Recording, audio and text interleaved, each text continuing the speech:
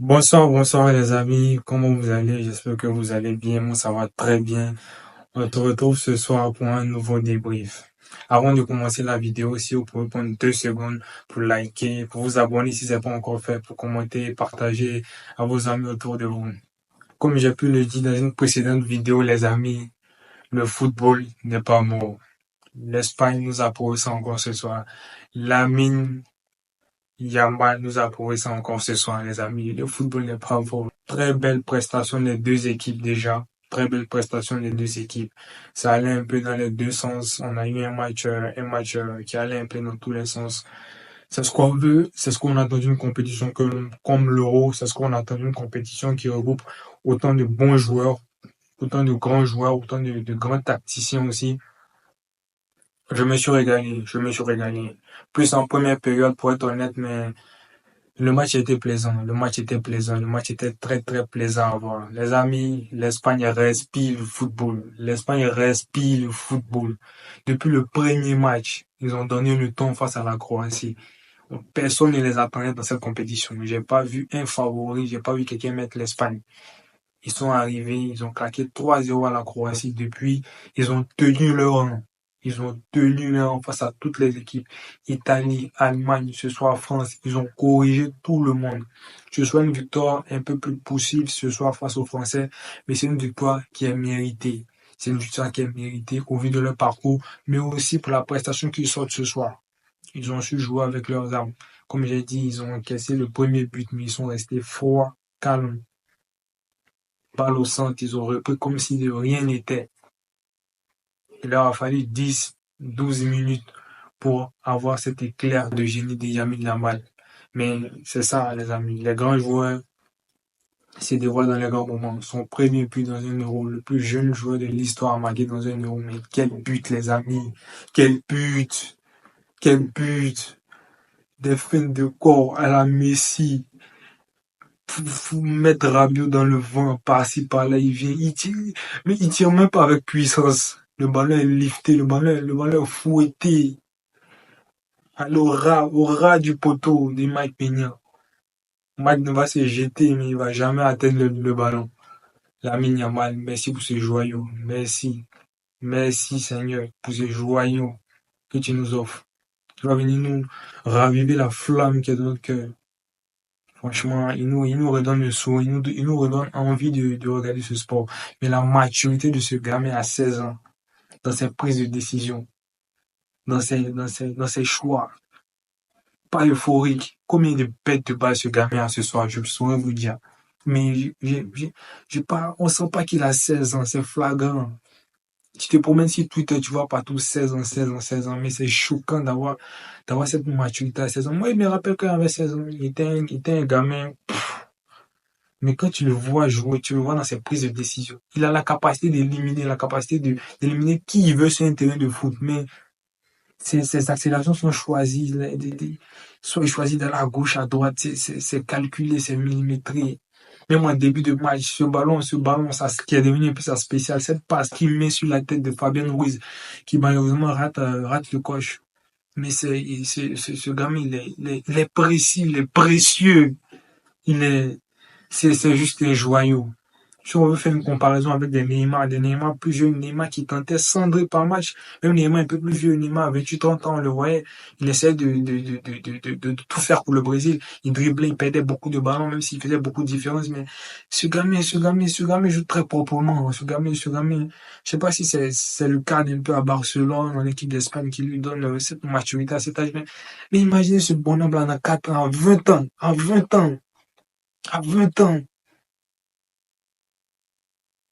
Non, merci le football, merci Lamine Yamal, merci l'Espagne pour ce beau football, merci à Nico aussi qui fait un match très courageux. Moi, c'est un joueur Koundé qui sur la lancée de sa compétition, fait une très bonne demi-finale. Fait une très bonne demi-finale. Sur le but, il n'y peut rien. Sur le but de Olmo, il n'y peut rien. C'est Tchouaméni qui se fait battre, mais comme un bleu. Et après, la frappe est cadrée, donc il essaie de sauver la mise comme il peut, mais son match, mais qui fait sur Nico. Mais le match aussi que Nico fait sur lui, Nico se laisse pas abattre. Nico se laisse pas abattre. l'avantage physique de Koundé, ça décourage pas Nico. Nico qui a tenté tout le match. Il a tenté tout le match. Il s'est pas découragé. Il n'est pas dit. Mais c'était une bataille comme on les aime. Latéral, Eddie, ils ont combattu. Franchement, on peut pas dire que l'un des deux fait un mauvais match ce soir. Il y a que du respect entre les bonhommes, quoi. Que du respect entre les bonhommes. Après ça, l'équipe d'Espagne, qui me dit, ils viennent avec trois titulaires indiscutables qui sont pas dans le 11 de départ, qui sont suspendus, mais il y a rien qui change dans cette Espagne. Il y a rien qui change. Jesus Navas, ça c'est 38 ans, le match qui nous sort. Mais c'est la première mi-temps, les 55 minutes qu'il joue, qu'il nous donne, mais c'est très correct. C'est après là, pas le premier but où il couvre un peu Mbappé sur la passe de Dembélé, mais à part ça, hein, le match de Jesus, on le met face à potentiellement un des meilleurs joueurs au monde, Kylian Mbappé, qui est dans la fleur de l'âge. Il a 38 ans. Il a 38 ans. Il tient ses duels. Il tient ses duels. Mais cette équipe espagnole me surprend parce que au début de la compétition, personne, j'ai fait un sondage avec mes amis, 2, 3 jours avant la compétition, ils m'ont sorti tous les noms. France, Pays-Bas, Portugal, Allemagne. Mais il y a très peu qui m'ont sorti l'Espagne. Il va voir la vidéo, il va se reconnaître. Il y a peut-être qu'un seul qui m'a sorti l'Espagne. Il m'a sorti l'Espagne, mais franchement, le football qui dégage surtout. Non, franchement, on va pas, si on peut passer toute la soirée à parler de cette équipe d'Espagne parce que même le coach aussi, il surprend dans son calme, dans comment il arrive à maîtriser ce groupe, quoi. Donc, comment il arrive à mettre ses jeunes en confiance, à rendre ce groupe excellent, quoi. Des Daniel Olmo qui rentre à la place de Pedri, mais la compétition que Olmo il nous fait. Mais il n'a rien à envier Pedri. On peut concevoir que peut-être en termes de talent intrinsèque, Pedri est mieux que lui, mais la compétition de Olmo, c'est extraordinaire. Dans son rôle qu'il a eu aujourd'hui en 10, il était le relais parfait entre le milieu de terrain, entre Rodri, Fabien Ruiz et l'attaque. Il revenait à chaque fois. Il était aussi là, proche de Morata quand il fallait. Non, mais franchement, Morata aussi, dans sa combativité, dans son leadership, qui est des anciens dans cette équipe, mais dans sa combativité, dans l'exemple qu'il montre aux jeunes autour de lui, mais c'est extraordinaire. Encore le match de Rodri aujourd'hui, il faut qu'on en parle. Rodri, mais c'est tout récurrent pour que ça passe sous nos yeux comme ça. Fabien Ruiz aussi, les matchs ils nous sortent. Mais franchement, cette équipe respire en fait. Je vois pas comment cette équipe peut perdre 7 euros. C'est leur euro en fait, c'est leur euro. Faut se le dire. Ils sont géniaux. Ils sont bons à regarder. Ils sont bons à regarder. Franchement, chapeau à cette équipe d'Espagne. Et franchement, je vais les voir soulever ces 7 euros. Franchement, je vais les voir soulever 7 euros. Après, c'est mon avis. Maintenant, l'équipe de France, comme j'ai dit dans une précédente vidéo, ça manque de génie en attaque. Mais aujourd'hui encore, je me suis rendu compte que ça manque aussi de génie au milieu. Quand tu vois le milieu espagnol, tu vois comment ils arrivent à gérer le ballon, gérer la distribution, gérer les transmissions, gérer les phases de possession. Tu vois comment ça se passe au niveau du milieu français, mais tu te dis, il y a un problème. Il y a un problème. Je me suis dit, c'est un milieu avec Kanté, Chouameni, Rabiot, mais il y a pas de milieu à vocation offensive pour amener un peu cette touche technique, cette finesse au milieu.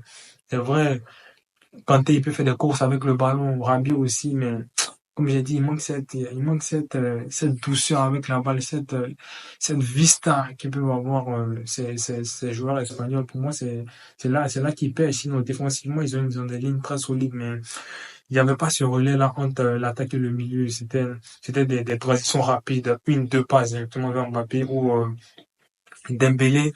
Soit c'était des courses de Dembélé, des passes de Dembélé vers Mbappé. On peut faire mieux au côté français. Avec le vivier qu'on a dans cette équipe, on peut proposer mieux. Didier Deschamps, faut commencer à se remettre en question maintenant au niveau tactique. C'est vrai, il y a les résultats, ça fait demi-finale, ça fait finale la plupart du temps, mais il faut commencer à proposer mieux parce que même la France, depuis 2018, le sac qu'ils ont à la Coupe du Monde, ils sont pas flamboyants, ils sont pas flamboyants.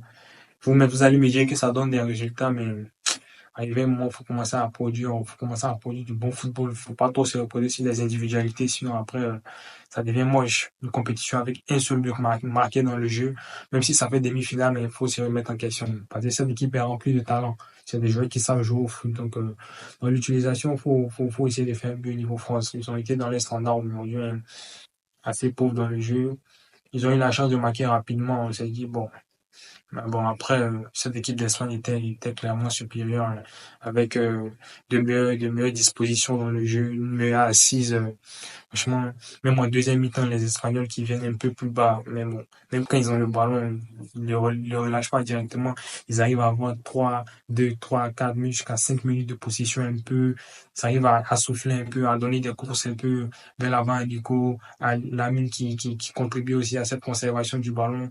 C'était un bloc bon en deuxième mi-temps, mais ils arrivaient quelquefois aussi à ressortir, à se donner de l'air. C'était pas, même malgré ça, les Français, près de 30 à 40 minutes à siéger le camp espagnol, mais aucune occasion franche, aucune occasion franche. Franchement, faut faire mieux. Des Ousmane Dembélé qu'on peut jouer aujourd'hui, c'est des centres approximatifs, c'est des centres qui s'envolent. Arrivé un moment, Ousmane, faut commencer à s'améliorer. Arrivé Ousmane, faut commencer à prendre ses responsabilités. On n'est plus un jeune de 20 ans, à 26, 27, 28 ans, faut commencer à produire du bon football. Comme je vois la justesse de ces gamins, je vois Dembélé à ce niveau-là, c'est un peu désolant. Le tournoi aussi qu'Antoine Griezmann nous fait, c'est inconcevable pour un joueur de sa carrière. La saison qu'il a fait à l'Atlético, c'est une bonne saison.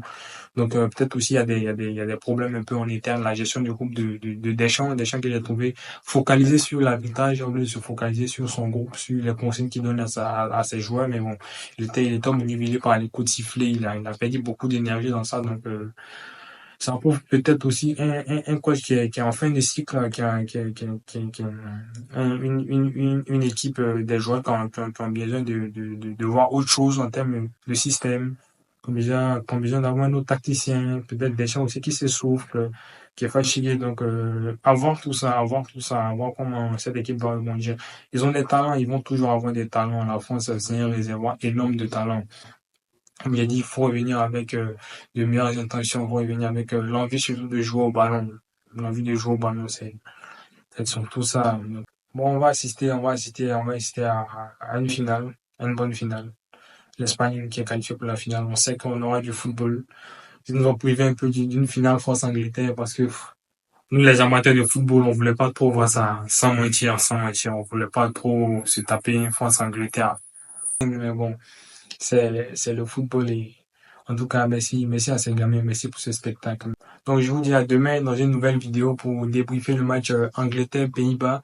On va suivre ça aussi de très près. On espère aussi avoir un beau match comme on l'a eu ce soir. Et allez, ciao, ciao, bonne soirée à vous.